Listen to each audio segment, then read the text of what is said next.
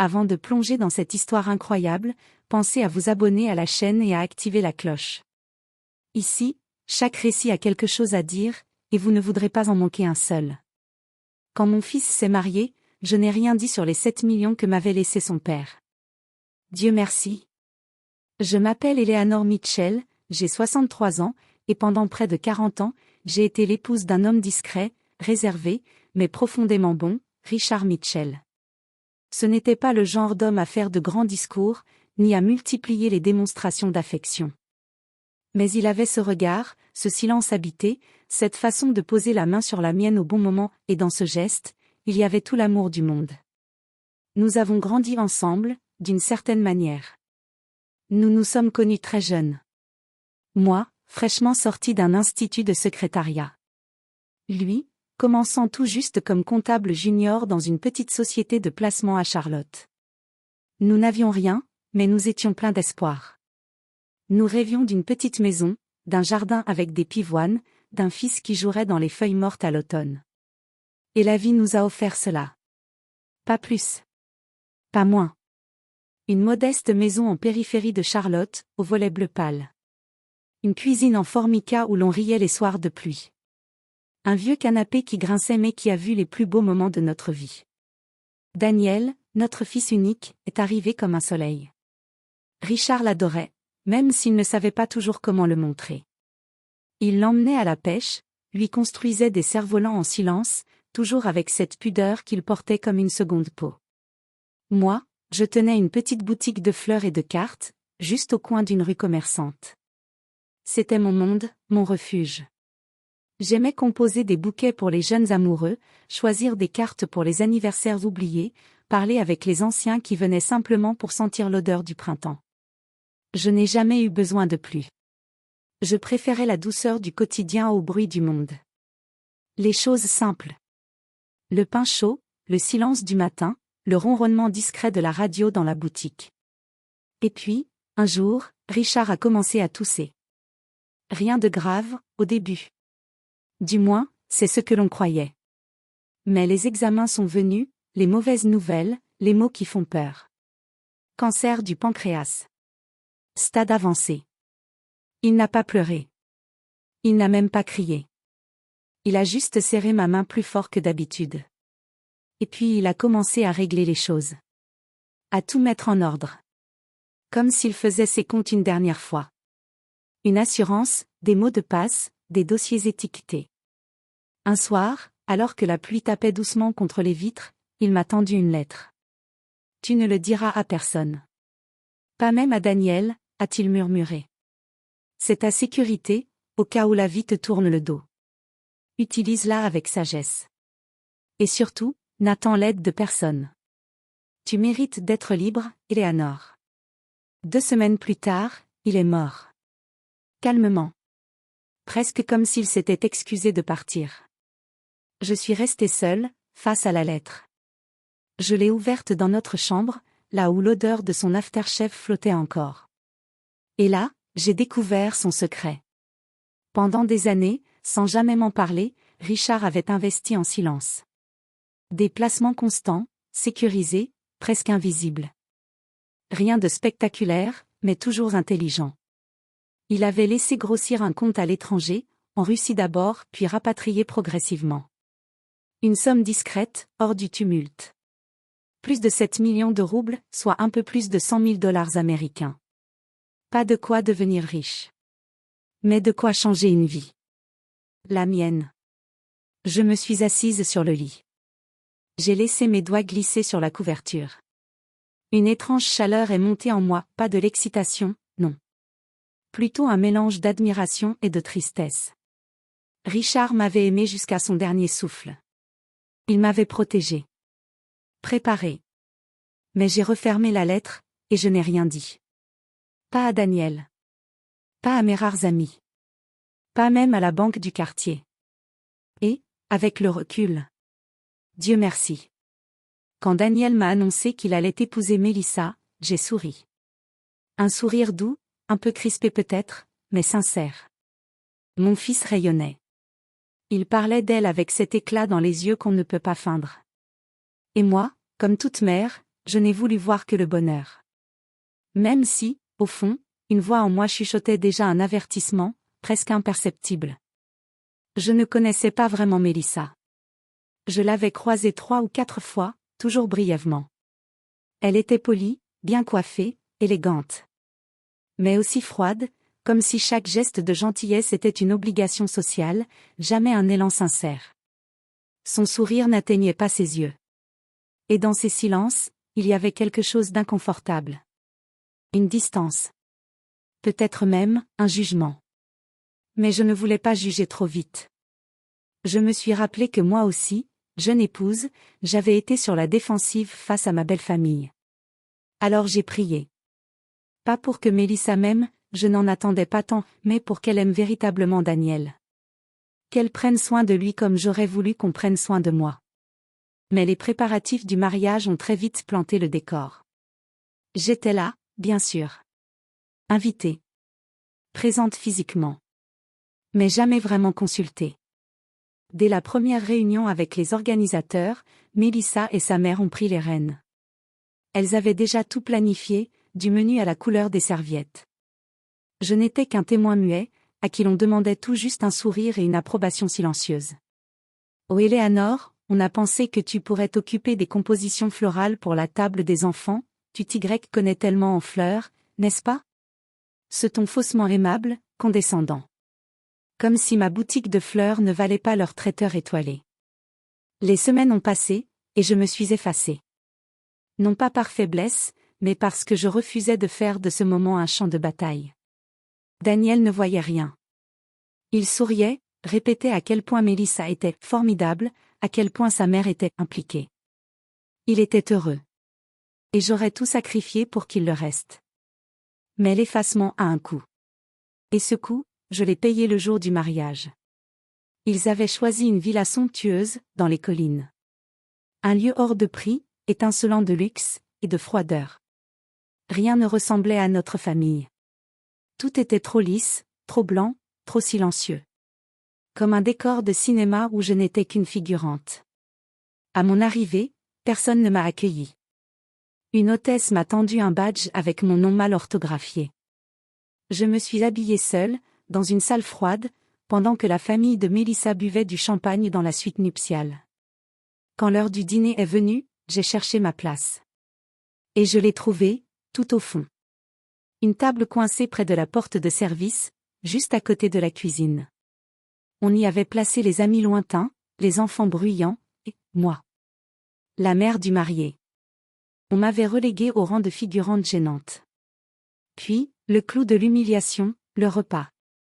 Alors que les invités levaient leur verre à la santé des jeunes mariés, et que les serveurs passaient entre les tables avec des assiettes fumantes, rien ne m'a été apporté. J'ai attendu. Puis, enfin, un serveur distrait m'a tendu une assiette tiède, presque froide, à moitié vide. Un morceau de viande dure, quelques légumes ramollis. Une assiette de reste, littéralement. J'ai regardé autour de moi. Personne n'avait l'air de s'en soucier.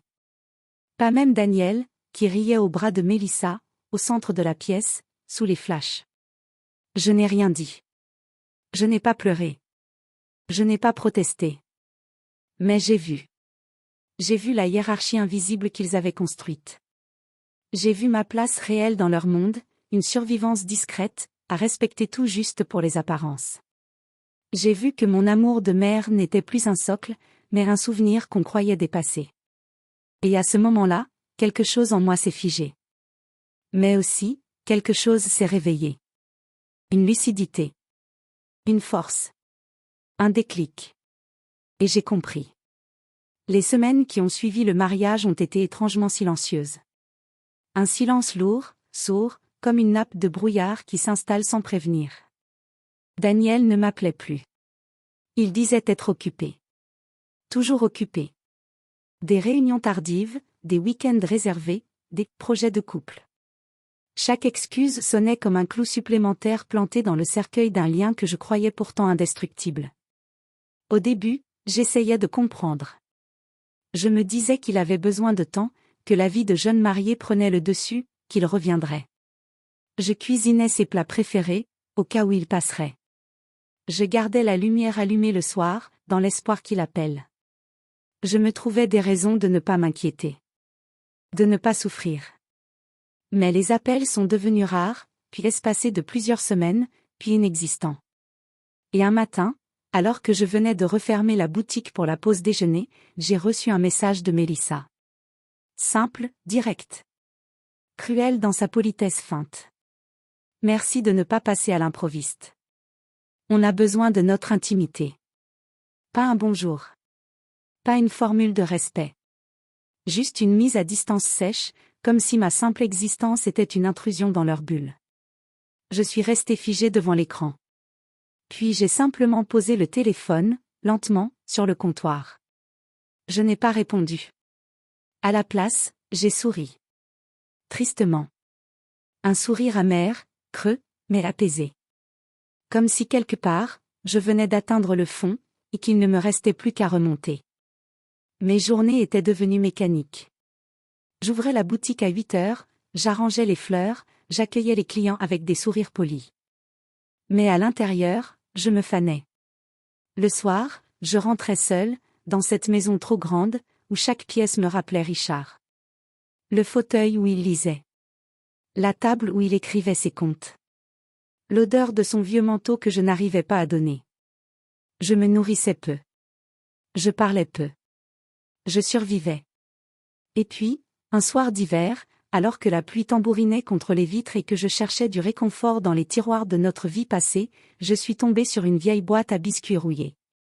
À l'intérieur, soigneusement pliée, il y avait la dernière lettre de Richard. Ces mots m'ont coupé le souffle. Si jamais on t'oublie, si jamais on te rejette, sache que tu n'as besoin de personne pour exister. Utilise cet argent pour te rappeler ta valeur. Ce n'est pas une récompense. C'est une reconnaissance. Tu as tout donné. À présent, donne-toi à toi-même. Je l'ai relu 3 fois. Et j'ai pleuré. Pas de tristesse. Pas vraiment. De soulagement. De clarté. D'une résolution nouvelle. Alors, j'ai agi. Calmement. Méthodiquement. Sans bruit. J'ai mis la maison en vente. Celle où j'avais cuisiné tant de repas, bercé mon fils, enterré mes larmes. Je l'ai laissé partir sans cérémonie. Puis, j'ai confié la boutique à une jeune fleuriste passionnée, Clara, qui m'avait souvent dit que c'était son rêve. Je lui ai tendu les clés, et elle m'a embrassé comme une fille aurait embrassé sa mère. Et je suis partie. Asheville. Un nom doux comme une promesse. J'avais toujours aimé cette ville nichée dans les montagnes, avec ses collines boisées, ses artistes de rue, ses librairies indépendantes et ses cafés brumeux. Là-bas, j'ai trouvé un petit chalet en bois, modeste mais chaleureux, avec un poêle à bois, une véranda donnant sur la forêt, et un silence sain. Le genre de silence qui ne vous blesse pas, mais vous répare. Puis, j'ai découvert une librairie en difficulté. Une devanture un peu fanée, des rayonnages tristes, mais une âme, une vraie. Je suis entrée.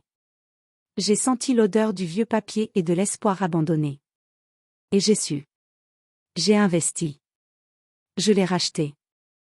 Et je lui ai donné un nom, le refuge des mots.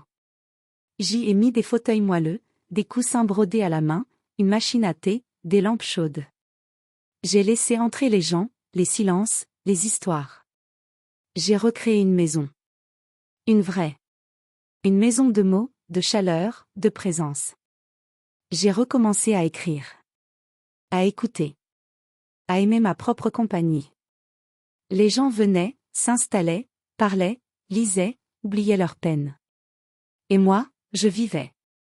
Non plus pour Daniel. Non plus pour le passé. Mais pour moi. Et les années ont passé. Doucement. Sans fracas. Mais pleines. Pleines de lectures, de sourires sincères, de cafés partagés avec des inconnus devenus amis. Un matin d'automne, l'air était chargé de brume et d'odeur de cannelle. Je préparais un petit atelier de lecture pour enfants, comme chaque samedi. Les fauteuils étaient en cercle, les livres empilés, les crayons et les biscuits prêts sur la table. Le feu crépitait doucement dans le poêle. Et puis, la cloche de la boutique a sonné. Je n'ai pas levé la tête tout de suite. Je croyais que c'était l'un des enfants arrivant en avance. Mais le silence qui suivit l'écho de la cloche était différent. Plus lourd. Chargé d'une attente. Quand j'ai levé les yeux, j'ai vu Daniel. Il se tenait là, figé dans l'embrasure de la porte, comme s'il n'osait pas vraiment entrer. Ses épaules étaient voûtées, sa veste froissée. Il avait des cernes creusées, des mèches grises aux tempes. Mais surtout, il avait cet air, de fatigue ancienne. Pas seulement physique. Une lassitude de l'âme. Maman. Sa voix s'est brisée dès le premier mot. Je suis désolée. Mélissa est partie. Elle m'a laissé avec les dettes, la maison vide. J'ai été idiot. J'ai tout gâché. Il ne m'a pas regardé tout de suite. Ses yeux fixaient le sol. Comme un enfant pris en faute. Et soudain, le passé m'a traversé d'un coup. Les nuits où je le berçais fiévreux. Ses premiers pas dans le jardin. Les couchers d'été où je lui lisais des histoires sur le perron. J'ai vu dans ses yeux l'enfant qu'il avait été. Celui que j'avais aimé sans mesure, nourri, protégé, élevé avec chaque cellule de mon être. Mon cœur battait vite. J'étais émue, mais pas dévastée. J'étais prête. Prête à accueillir. Pas à oublier. Pas à tout effacer. Mais à tendre une main. Je ne l'ai pas grondé. Les reproches auraient été faciles. Mérités, peut-être. Mais inutiles. Je me suis tournée vers le comptoir, j'ai préparé une tasse de thé son préféré, Earl Grey, avec un soupçon de miel, comme quand il avait le rhume étant petit. Je lui ai tendu la tasse avec une douceur calme. Tu es toujours mon fils, Daniel. Ma voix était posée, ferme mais tendre. Mais j'espère que tu comprendras qu'il existe des silences qui protègent plus qu'ils ne détruisent. Il a hoché la tête, les larmes aux yeux. Il a murmuré un merci à peine audible, mais je l'ai entendu. Pas avec mes oreilles. Avec mon cœur. Les semaines suivantes, il est revenu. Pas pour s'imposer. Pas pour quémander. Mais pour apprendre. Pour reconstruire. Petit à petit, il a commencé à m'aider à la librairie. Il ouvrait les volets le matin. Il préparait les cafés avec attention. Il discutait avec les clients, demandait conseil sur les lectures, décorait la vitrine avec application. Et il m'écoutait. Peut-être pour la première fois depuis des années, il m'écoutait vraiment. J'ai vu dans ses gestes la repentance. Pas de celle qu'on affiche, mais de celle qu'on porte en silence. J'ai vu qu'il voulait me redécouvrir. Non plus comme « maman », cette figure automatique qu'on tient pour acquise. Mais comme Éléanore. La femme. L'être humain. Il m'a posé des questions. Sur Richard. Sur mes années seules. Sur mes choix. Et un jour, il m'a dit, les yeux embués. Je ne savais pas que tu étais si forte. Si vivante. Aujourd'hui, je vis paisiblement. Je me lève avec le lever du soleil sur les collines. Je lis, j'écris, je parle aux âmes perdues qui trouvent refuge dans ma librairie. J'ai des amis sincères, des projets modestes mais vibrants. J'ai construit une vie simple, mais pleine. Et Daniel est là. Souvent. Plus présent que jamais. Il ne cherche plus à briller. Il cherche à comprendre. Il cherche à aimer mieux. Et moi, je le laisse faire. Je ne lui ai jamais parlé des 7 millions de roubles. Je n'ai jamais parlé à personne de cette somme. Et je ne le regrette pas. Parce que s'ils avaient su, ils m'auraient peut-être traité autrement. Avec plus de respect, oui, mais un respect faussé, teinté d'intérêt, de calcul. Ce que je voulais, c'était être vu. Écouté. Honoré pour qui j'étais, pas pour ce que je possédais. Et alors, Dieu merci, je suis restée silencieuse.